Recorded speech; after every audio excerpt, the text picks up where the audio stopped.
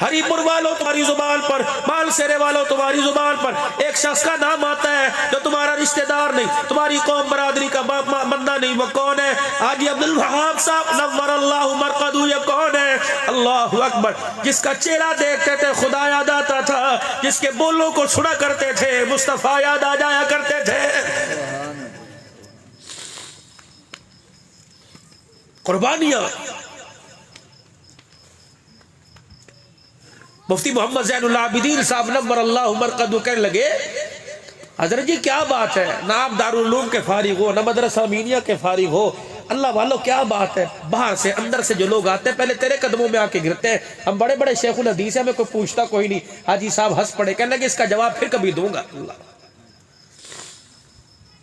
انہی دو کراچی کا اجتماع آیا تو مفتی صاحب کہتے کہ میری ڈیوٹی لگی حاجی صاحب کے ساتھ۔ جب کراچی کے اجتماع سے فارغ ہو کے فیصل آباد کے پاس آئے نا، حدود میں داخل ہوئے، خوش آمدید لکھا دیکھا، میں نے کہا حضرت، پیچھے والی سیٹ پہ بیٹھا تھا، میں نے کہا حضرت کا کیا ہوا؟ میں نے کہا حضرت فیصل آباد آ گیا، یہاں میرے بال بچے رہتے ہیں، اگر اجازت ہو تو ایک رات ٹھہر کے آ جاؤں۔ حاجی صاحب نے پیچھے دیکھا، ہنسے، کہا ٹھیک ہے ٹھہر کے آ جا۔ جب گاڑی سے اترے آگے ونڈو کے پاس آئے، سلام کرنے لگے، فرمایا تو نے وہ ایک دفعہ مجھ سے پوچھا تھا نا کہ لوگ تیرے پاس آتے ہیں ہمارے پاس بعد میں آتے ہیں، پر میں آج اس کا جواب دیتا ہوں، جب سے تو اللہ کے راستے میں نکلا میں بھی اللہ کے راستے میں نکلا، تو اللہ کے راستے میں نکلا، جب سے تو نکلا تیرا گھر کبھی کبھار آ جاتا ہے، عبدالوہاب جب سے اللہ کے راستے میں نکلا اس کا گھر کبھی کبھار بھی نہیں آتا ہے میرے اللہ۔ یہ قربانیاں۔ حاجی صاحب فرمانے لگے میری بیوی نے مجھے روک لیا، کہنے لگی آج رات میں آپ کو جانے نہیں دوں گی، صبح سویرے برے والا سے چلے جانا۔ فرمایا بیوی کے کہنے پہ میں رات رک گیا۔ جب رات 2 ڈھائی 3 بجے میری بیوی کے رونے کی آواز آئی، میں نے کہا اللہ کی بندی کیا ہوا؟ کہ میرے پیر پکڑ کے کہنے لگی تجھے خدا کا واسطہ ابھی اپنا بیگ اٹھا گھر سے چلا جا، اور فجر بھی اللہ کے راستے میں اڈے پہ جا کے پڑھ لیو، خدا کے راستے میں پڑھ لیو۔ میں نے کہا اللہ والی رات تو نے مجھے جانے نہ دیا، اب مجھے روک رہی ہے، کہ تجھے اللہ کے راستے میں جانے سے میں نے روکا۔ رات کو میں بستر پہ کروٹ بدل کے لیٹی، میری آنکھ لگی، خواب میں مجھے سیدہ زینب رضی اللہ عنہا کی زیارت ہو گئی۔ امی زینب نے مجھے جھجوڑا اور ڈانٹا کہ تو اپنے شوہر کو اللہ کے راستے میں جانے سے کیوں روکتی ہے؟ کیا تو نہیں چاہتی قیامت کے دن اللہ کے دربار میں تو ہمارے ساتھ کھڑی ہو؟ کہ بس اتنا کا میری آنکھ کھل گئی۔ عبدالوہاب میرے پہ رحم کا، میرے نبی کی بیوی زینب کے ساتھ حوض کوثر پہ کھڑا ہونا ہے، جا اللہ کے راستے میں چلا جا۔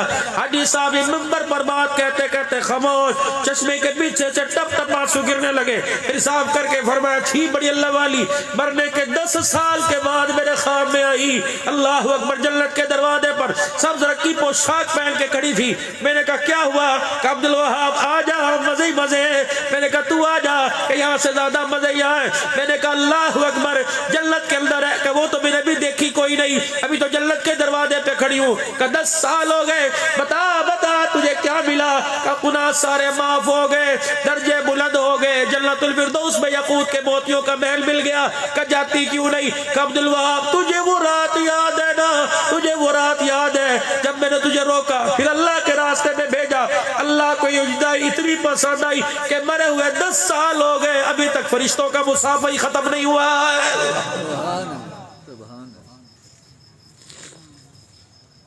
آپ لوگوں کو یہ مراکز، یہ بلڈنگیں نظر آ رہی ہیں، آپ لوگوں کو میرے عزیزوں بکرے کے گوشت نظر آ رہے ہیں، اس کے پیچھے داستان ہے، مولویوں کی گاڑی نظر آ رہی ہے، اس کے پیچھے داستان ہے، مولویوں کا لباس نظر آ رہا ہے، اس کے پیچھے داستان ہے۔ اگر مولوی صاحب عمرہ کرنے جا رہے ہیں، حج کرنے جا رہے ہیں، ہمارے پرکھوں کی قربانی ہے، جاؤ جاؤ جاؤ میرے عزیزوں، اللہ اکبر۔